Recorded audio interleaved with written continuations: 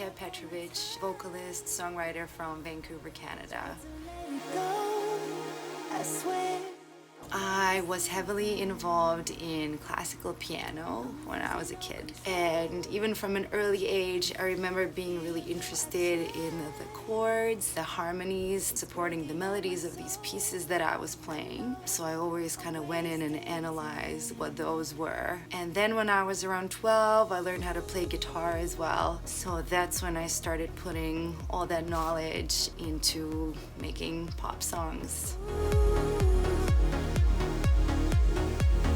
I wrote Chemical Affair with my frequent collaborator, producer, writer, Jeff Dawson. Initially wrote the song, the top line, to slightly different chords. We just got together over Zoom, started humming some melodies. It was just a song that just all the melodies just naturally sort of flew out, which is always so satisfying. It does not happen all the time or even that often. Once we kind of had all our melodies really solid, then we started working on the lyrics, and just after humming that first line over and over, it just ended up really sounded like there's something in the air, and it was kind of an open field from there. And then at that point we tried to kind of distill to see what is the song really about. We wanted to talk about how hard it is for humans to let go of things or people that are not so good for them. That's what the song ended up being about.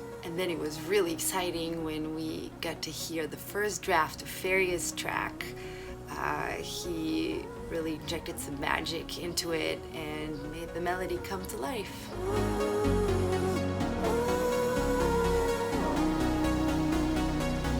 I don't really believe in the creative block per se. I feel like there could definitely be short or long periods of time where the ideas that we come up with are not the best, or just outright not very good. Or it just could be that that's the time where we're kind of feeling more judgmental towards ourselves. So I guess my main thing is just to kind of keep writing. Don't stop writing, because the ideas are always there, whether they're good or bad. It's hard to say sometimes unless we really know and feel it. But the best thing is just kind of keep writing. And I guess some of the things to try could be maybe just co-writing with someone that you've never written before, or even putting on and listening to a new artist or a record or a song that you've never heard before. I myself find that super inspiring. Sometimes I find that will spark things that are not my usual go-tos in terms of writing, and that always feels very satisfying and can kind of shake us out of the rut, get things moving again. So just keep writing.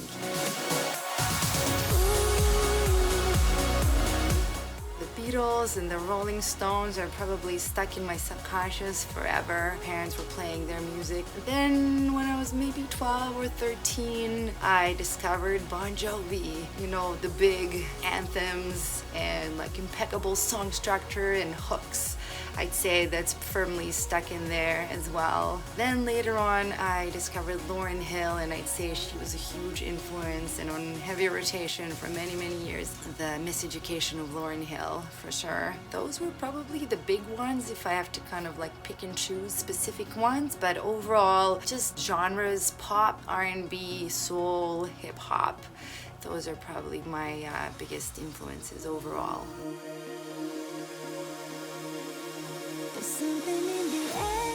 My plan is pretty much to just keep an open mind, keep writing as much as I can, and see where it lands me.